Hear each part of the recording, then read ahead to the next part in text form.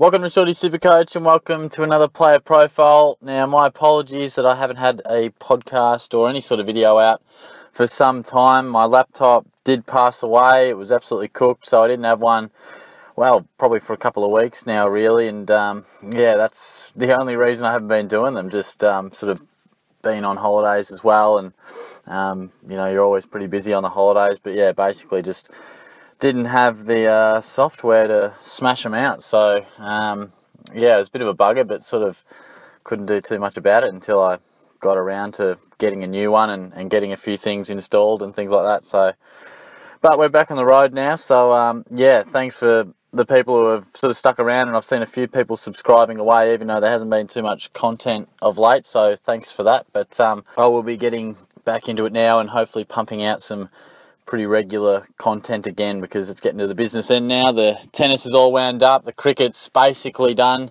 really in terms of the big test match stuff. So I wanted to take a look at Chad Wingard though. I know I was planning on doing this before the laptop died, and that was after Tom Mitchell sort of had his injury and will be out for an extended period of time, and it really does open up a spot in that Hawthorn midfield, which is already fairly weak. And that brings Wingard right into consideration, and I think he's been a guy that we've spoken about a lot over the years. He's burnt us from time to time.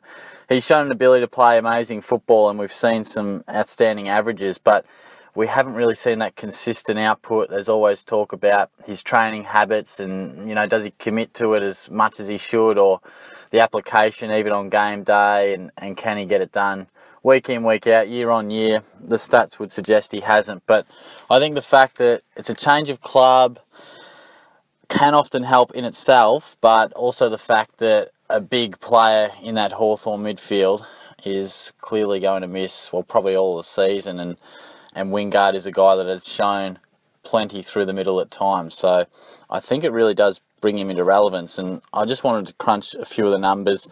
He's 481k mid forward. In terms of last year, it was a pretty painful year, as a few of you might recall. I had him, I started with him, and it certainly was a selection that caused me a lot of headache. Now, he did average 88.6, he had the 900s, a top score of 122, low score of 47, 2 scores of 115 plus, 6 below 80. That's a bit of a breakdown. And year on year, 2013 in his second season was the real breakout, 98.6, then he was down to 79.9, back up to 97.8, down to 80.8 in 2016, then 93 in 2017, and as I mentioned, 88.6 last year. And it was very disappointing, I think, because that 2015 season is a while off now. I mean, that's going back quite a bit, and we haven't seen anything above 93 from Chad since then. And I think, you know, the question marks have got to be there. He's a former number 6 pick. He's played 147 games. He's 25 years old. You know, he's ready to be playing the best football of his career.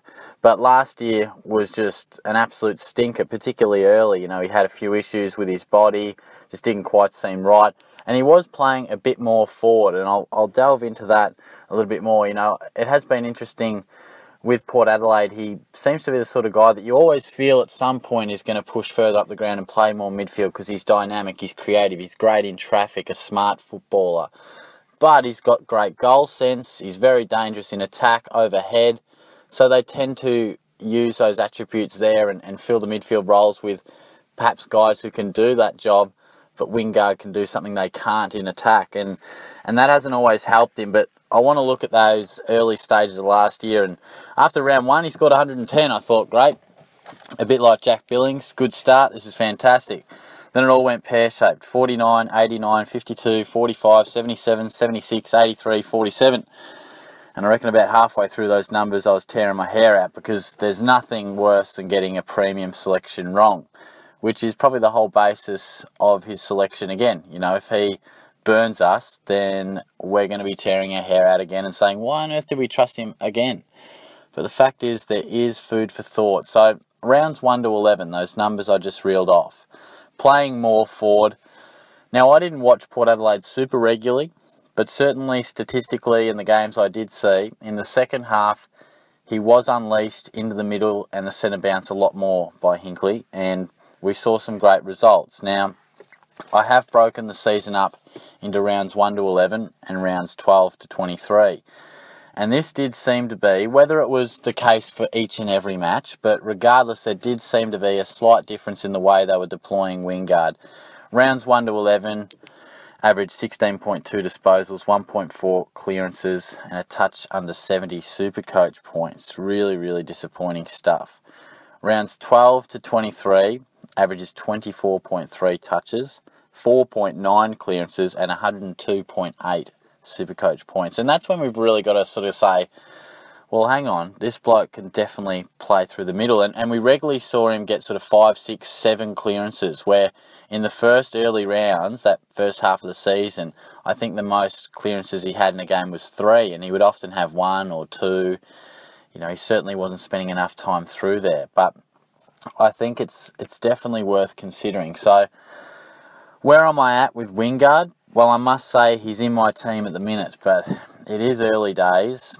He is struggling with a bit of calf tightness at the moment. I saw a few days back that he was on restricted duties, so that's a bit concerning for a guy who has often had a few of those concerns, and we need him fit and firing. But at this point in time, I think he could be worth the risk. Now, clearly we need to see exactly where he lines up through the pre-season games, but I think it's very likely that it's going to be largely midfield. He'll still play a fair bit forward. I think he would have been almost a 50-50 split anyway, but the fact that Mitchell went down, they're going to have to find someone to put in there, and I think it's definitely going to be Wingard for a lot of the time. I think he's a guy that just has too much class, and I think he's a guy that will definitely get extra midfield opportunities at Hawthorn. And another reason is I just don't have a stack of faith in this forward line at the moment. I'm looking through a lot of the lines, and the forward line is proving tricky. There's just not as many guys that I feel we can absolutely bank on. You know, you've got Dangerfield and Heaney, which I think just about every man and his dog will have. And other than that, there's, you know, a fair bit of discussion, you know, whether it's Dunkley or is it Wingard or, you know, these other blokes that are not proven. You know, there are other guys like Devon Smith or Lance Franklin and these types, Robbie Gray, but they all sort of have a little bit of doubt over them, whether it's injury or latter stages of their career. So I think the forward line could be the position where you might take a mini punt. Obviously, I don't think when you spend $480k, you don't want to be leaving too much to chance. But for such a talented player, with a new club, with opportunity, just handing himself to him, you know, Mitchell is very disappointing for a lot of super coaches and clearly himself and the club.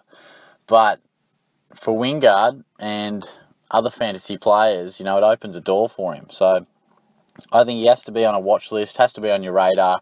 Definitely consider it at the minute and watch him closely. So I'll be very keen to see how he goes in the coming month or so. But anyway, good to be back. Good to discuss a bit of SuperCoach, and I will be back very soon. Cheers.